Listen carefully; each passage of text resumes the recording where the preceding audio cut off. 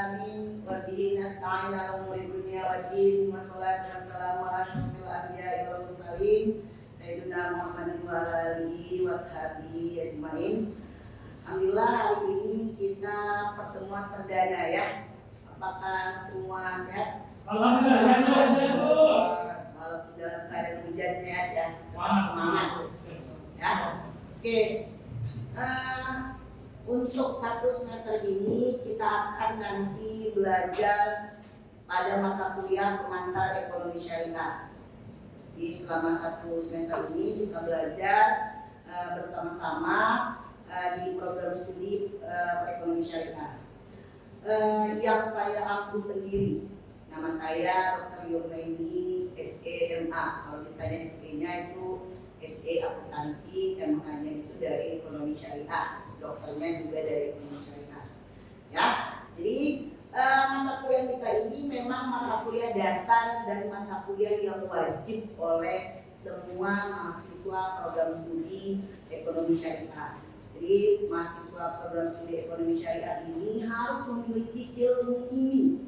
Kenapa Bu? Karena memang ini adalah ilmu dasar dan ilmu wajib yang harus dimiliki oleh seluruh mahasiswa prodi ekonomi syariah.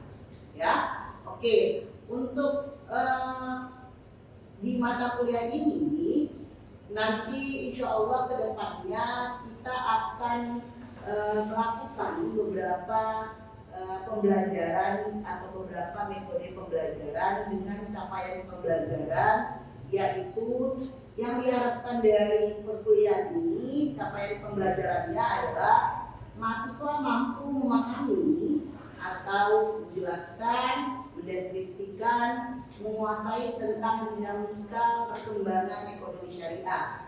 Begitu juga kalian diharapkan mampu memahami tentang kegiatan ekonomi syariah, sehingga kalian bisa membedakan mana yang namanya ekonomi syariah dengan ekonomi konvensional. Nanti kita akan juga belajar tentang bagaimana kalian bisa memberikan analisa atau hasil analisis yang kritis tentang perkembangan ekonomi syariah.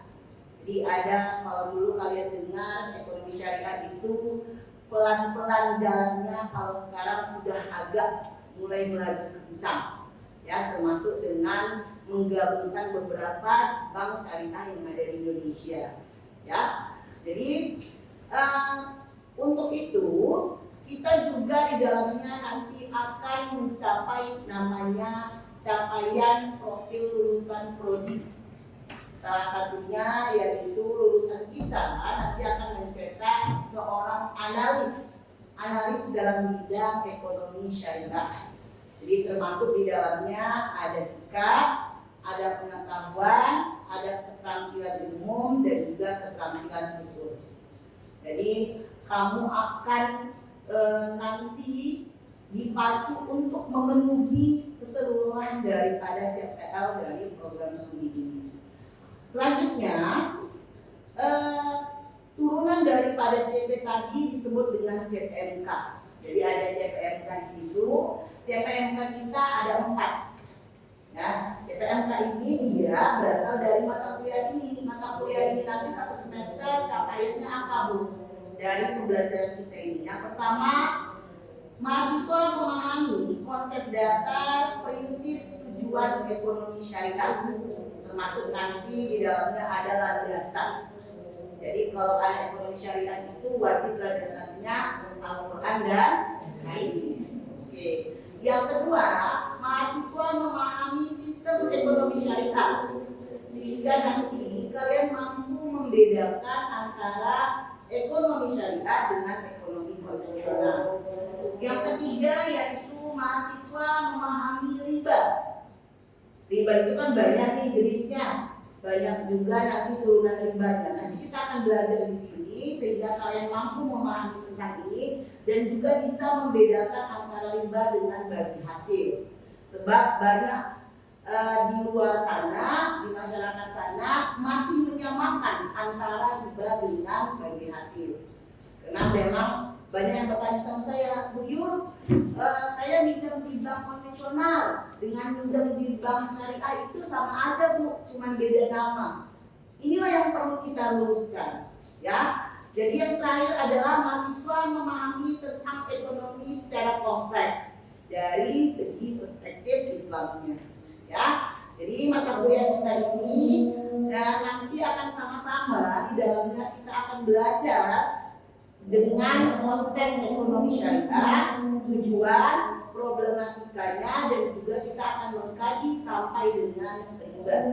Ya, termasuk nanti di dalamnya ada kegiatan-kegiatan ekonomi syariah seperti konsumsi, distribusi, ya, tentang konsep uang. Jadi itu berbeda, nanti kita akan bisa pelajari untuk pertemuan berikutnya.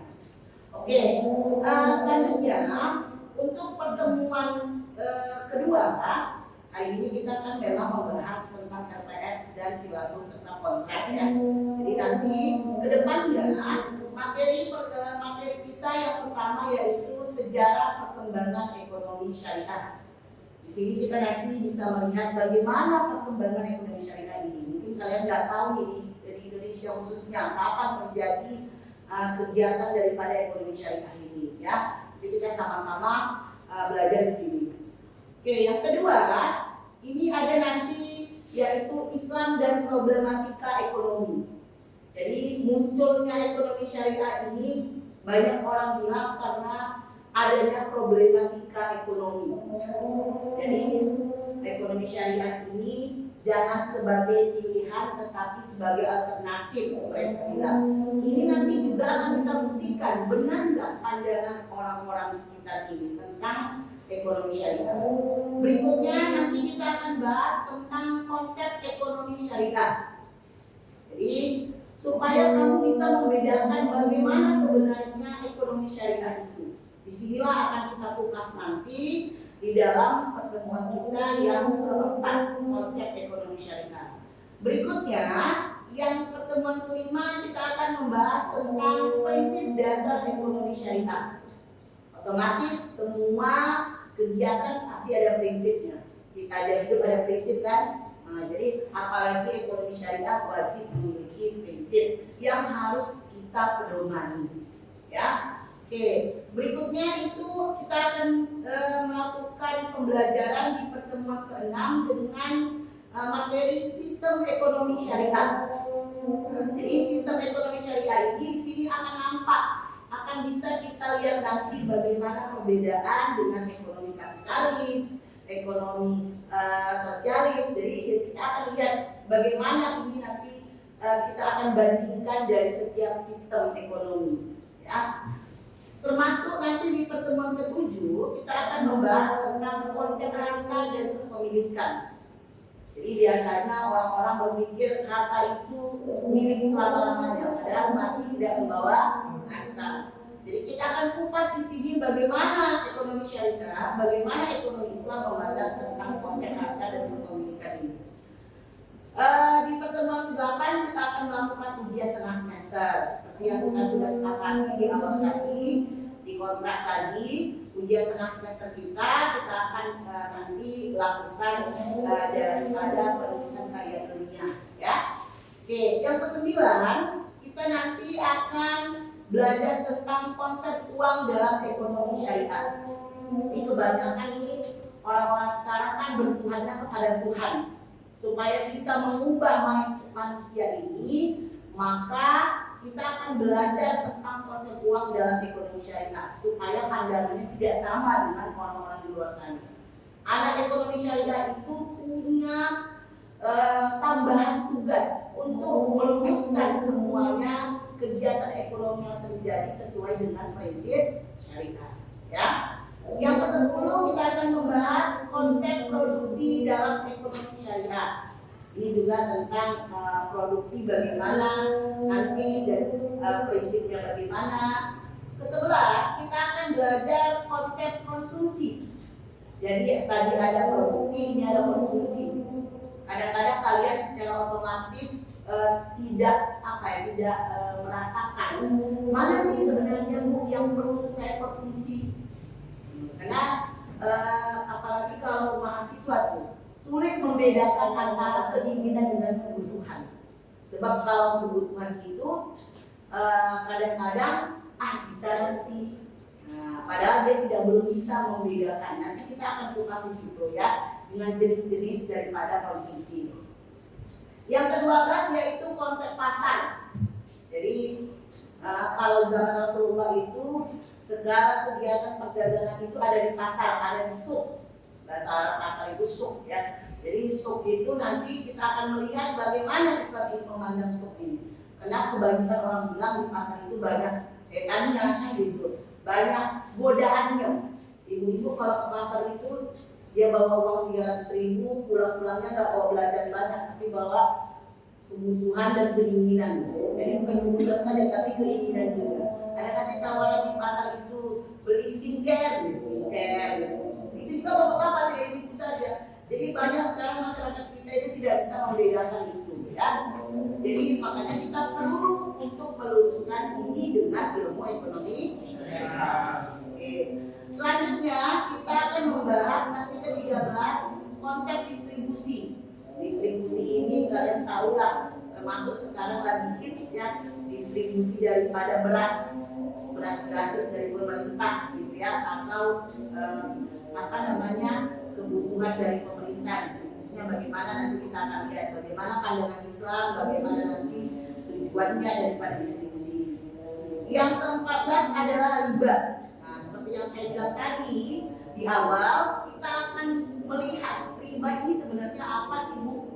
Riba itu kan kalau kita secara bahasa saja, riba itu kan ziyadah, penambahan. Tapi tambah bagaimana Bu? Apakah semua tambahan itu termasuk riba? Nah itu akan kita kupas nanti di pertemuan ke-14 ya.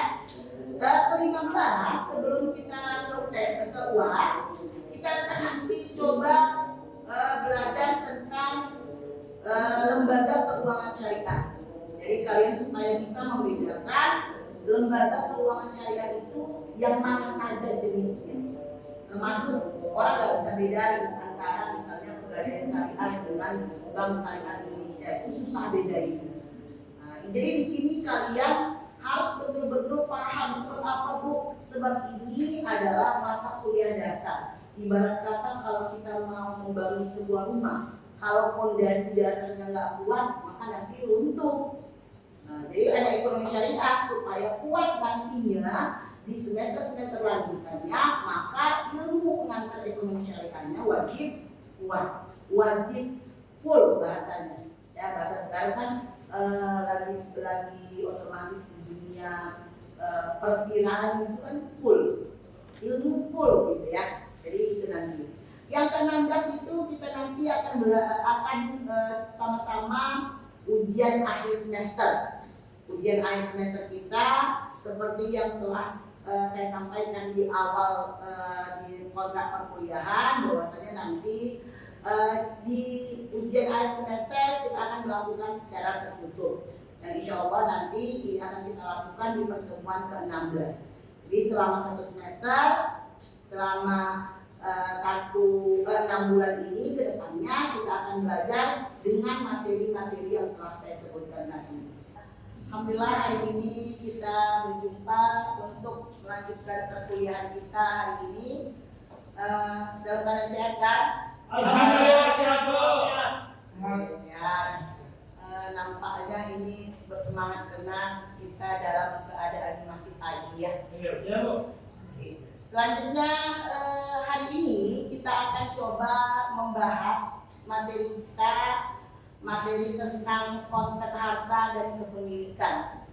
Ini nanti akan kita sama-sama bahas, akan sama-sama kita diskusikan tentang materi ini, sebagaimana nanti kalian diharapkan memiliki kemampuan memahami dalam hal konsep harta dan kepemilikan. Sebelum itu kita minggu lalu telah belajar tentang sistem ekonomi Islam ya, sistem ekonomi syariah ya. Jadi banyak orang menyebutkan bahwasanya sistem ekonomi Islam ataupun sistem ekonomi syariah itu apakah sama dengan ekonomi konvensional? Itu jawabannya adalah tidak ya. Oke.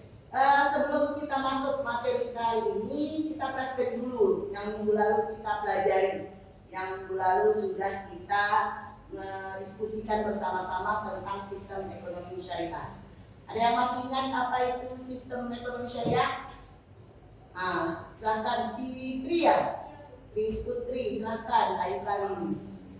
Sistem ekonomi syariah itu sistem ekonomi yang berdasarkan Al-Quran dan hadis atau nilai Islam. Oke, terima kasih Tri. Jadi sistem ekonomi syariah itu merupakan salah satu sistem ekonomi yang ada di Indonesia khususnya, ya. Tapi landasannya berbeda dengan sistem ekonomi lainnya, yaitu landasannya Al-Quran dan hadis. Sebagaimana kita orang Islam, jadi orang Islam itu tidak boleh lepas dari hidupnya yakni Al-Quran dan hadis sebagai sumber ajaran Islam. Oke, berikutnya kita kemarin sudah mengetahui ciri-ciri dari ekonomi syariah supaya kita lebih dalam mengetahui tentang ekonomi syariah ini, otomatis kita harus tahu apa sih ciri-cirinya. Oke. Ada yang masih ingat ciri-ciri ekonomi syariah? Silakan Mas Tri tulis. Ciri-ciri sistem ekonomi syariah itu terbagi menjadi 3, Bu. Yang pertama yaitu ekonomi berkebutuhan, sedangkan yang kedua yaitu ekonomi keadilan, dan yang ketiga ada ekonomi pertengahan, Bu. Oke, terima kasih Asri Rudis. Ini dalam ciri-ciri ekonomi syariah ini kita mengingat kembali hasil diskusi kita minggu lalu, ya. Jadi ciri-ciri ekonomi syariah itu yang pertama memang wajib berketuhanan ataupun memiliki kepercayaan kepada Allah Subhanahu wa taala. Namanya juga sudah ekonomi syariah, otomatis harus menjadi bagian yang terpenting daripada ekonomi syariah itu adalah berketuhanan, ilahiyah. Allah itu adalah satu, esa, ya. Yang kedua itu adalah ekonomi kita itu bertengah atau pertengahan.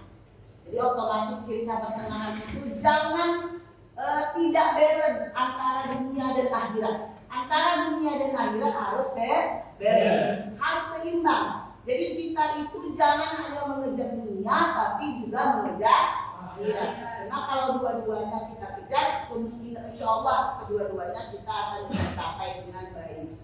Ya, oke. Maka hari ini kita langsung masuk ke materi kita, yakni konsep harta dan kepemilikan dalam ekonomi syariah. Ya, sebelum kita lebih jauh, ada baiknya memang kita mengerti dulu apa itu definisi dari harta. Ya, jadi kalau harta itu sendiri secara bahasa itu dapat dari bahasa Arab, yaitu mal. Mal itu malun, itu artinya harta kalau bahasa Arab. Ya, jadi kalau artinya bahasa Indonesianya di bahasa itu adalah condong, cenderung, mirip. Yang kedua, setelah tadi kita tahu epistemologi, kita lihat secara terminologi, secara istilah. Secara istilah itu harta itu sesuatu yang dimiliki, dibutuhkan, bernilai untuk memenuhi kebutuhan, kepuasan dan ketenangan hidup. Mutmainnah. Ketenangan hidup itu mutmainnah, artinya tidak ada risau sama sekali dalam hidup.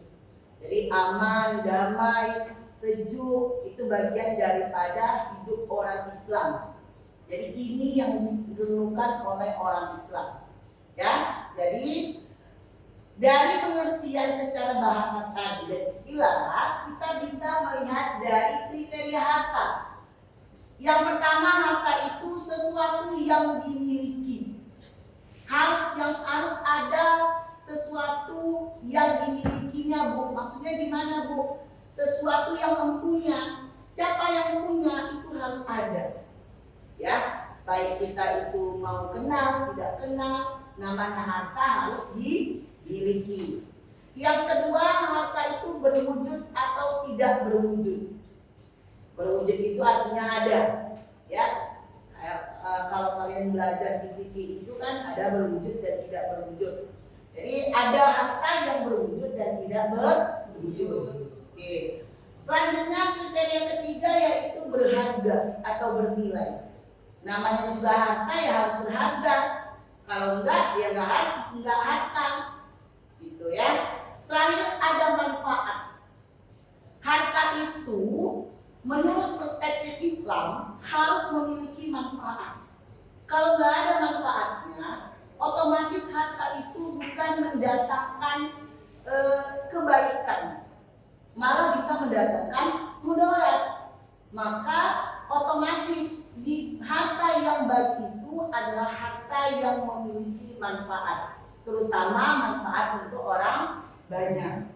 Ya, orang banyak itu siapa, Bu? Kalau kita orang Islam itu otomatis duafa, fakir, miskin, anak yatim. Ya, itu bagian daripada orang-orang yang harus kita berikan manfaat harta yang kita miliki. Oke, berikutnya di dalam Islam itu ada jenis harta. Ya, jadi kalau jenis harta itu kan banyak dari 10 nih ya. 10 itu. Yang pertama itu harta mutakawin.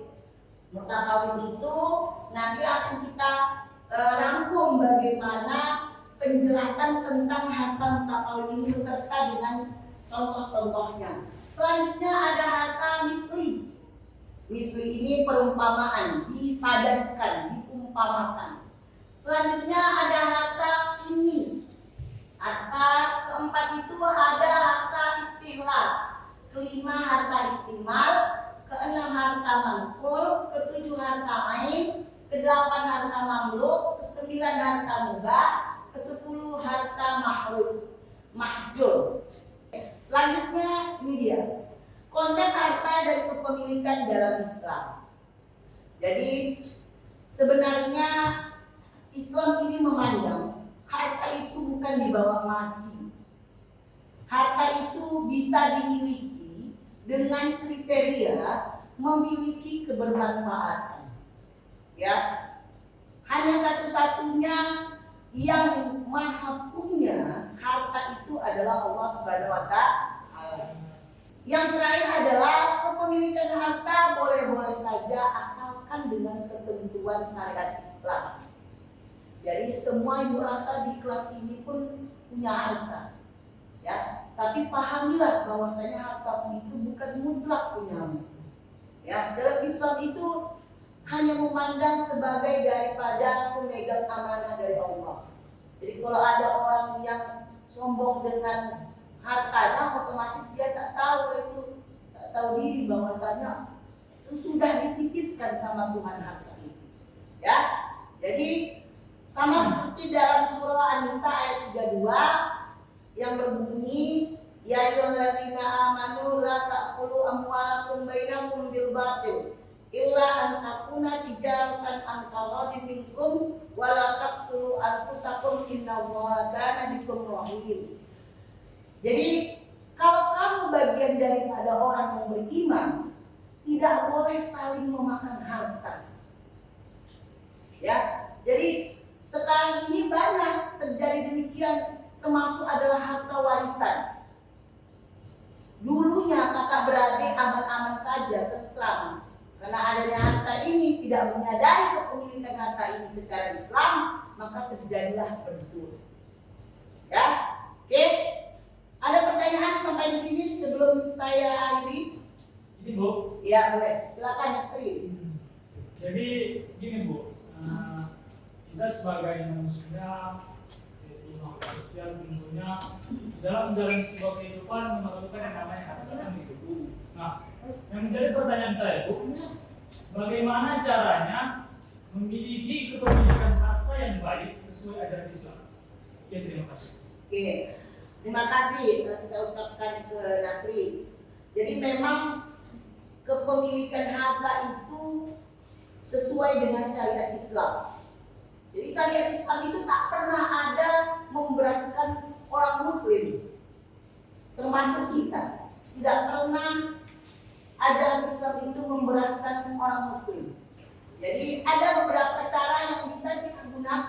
untuk memilih daripada kepemilikan sesuai dengan syariat Islam.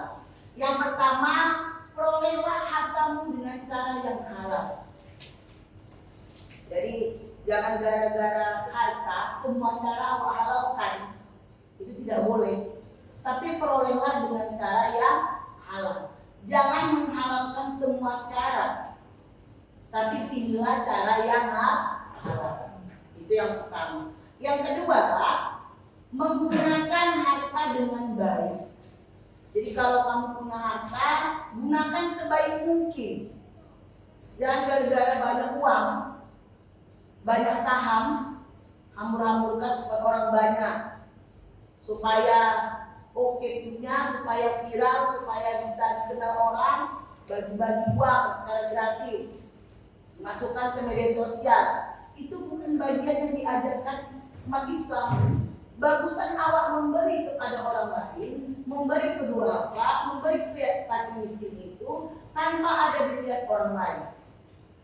Jadi kalau tangan kanan awak memberi, tangan kiri awak jangan nampak. Ya, jadi kalau awak memberi, kalau bisa pun pendamping hidup awak jangan melihat. Ya, jadi pendamping itu siapa Bu? Bisa jadi orang tua, sahabat, ya, yang selama ini ada di sampingmu. Kalau sudah menikah ya otomatis suami atau istri. Yang terakhir caranya itu berbagi. Itu tadi, kalau berbagi otomatis kita punya tujuan tersendiri. Ya, kalau berbagi sama orang, jangan dulu tujuannya itu pertama supaya viral, supaya dikenal orang, supaya dibilang orang saya ini suka memberi, supaya yang menimbulkan keriaan-keriaan. Tapi kalau kita memberi, kalau kita berbagi sama ke sesama, otomatis yang kita harapkan pertama kali adalah ridho Allah. Kalau ridho sudah kita dapatkan, insya Allah sudah menanti. Jadi itulah hari ini materi kita yang bisa kita diskusikan, yang bisa kita sampaikan. Sekali lagi, tolong diberikan simpulan sebaik mungkin tentang harta dan kepemilikan dalam ekonomi Islam.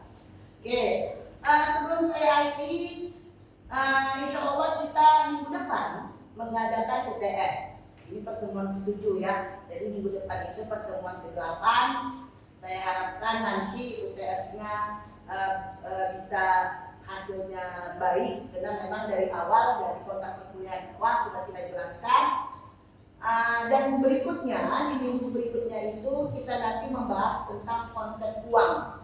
Bagaimana uang bagaimana uang ini dipandang dalam ekonomi syariah. Jadi jangan lupa untuk mengerjakan tugas mandiri yang sudah saya berikan. Kalau di konsep uang, kalau di konsep harta ini, harta dan kepemilikan, tugas mandirinya jangan lupa untuk melakukan ketikal jurnal, ya, sesuai dengan link yang telah kita berikan di Google Classroom, ya. Jadi untuk itu dimohonkan kepada mahasiswa seluruhnya untuk mengerjakan dengan baik seperti apa yang telah saya sampaikan di pertemuan pertama kali, bahwasanya tugas mandiri ini adalah bagian daripada penilaian kita. Oke, sampai di sini ada yang ingin bertanya lagi? Oke, pas. Oke, kalau begitu Pak, insya Allah kita bisa mendapatkan keberkahan, ilmu dan pengetahuan hari ini tentang harta dan kepemilikan dalam ekonomi syariah. Dan saya akhiri dengan wabillahi taufiq wal hidayah. Assalamualaikum warahmatullahi wabarakatuh.